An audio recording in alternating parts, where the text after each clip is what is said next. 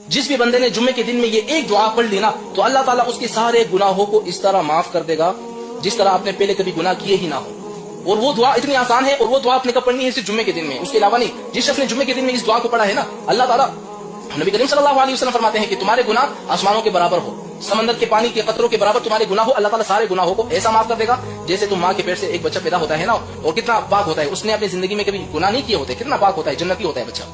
इस तरह तुम इस बच्चे की तरफ पाक शफाफ हो जाओगे। अब वो दुआ कौन सी है? मैं आप लोगों से कहता हूँ कि खुदा के वास्ते इस दुआ का इह्तिमाम किया करो, अपने वालिदैन को, अपने रिश्तेदारों को, अपने दोस्त तक इन दुआ को पहुंचाओ। और अगर आपकी वजह से किसी ने इस दुआ को पढ़ ली ना तो आपको भी उसके बराबर सवाब मिलेगा। अब वो दुआ कौन सी जरा नोट कर दे, याद रखें। अगर आपने इस दुआ को सुन लिया ना और अपने दोस्तों को नहीं बताया, याद रखें ये एक कर्ज होगा आप पर, एक गुनाह होगा। यानी आपने एक अच्छी बात सुन ली और अपने दोस्तों तक आपने नहीं पहुंचाई। अब वो दुआ कौन सी है? अस्तगफिरुल्लाहल्लज़ी ला इलाहा इल्ला हुवल हय्युल क़य्यूम व अतूबु इलैह। कितनी आसान सी दुआ है। आपने जुम्मे के दिन में इस दुआ को पढ़ लिया, आपके सारे गुनाह माफ हो गए। हर ये बंदा मौका तलाश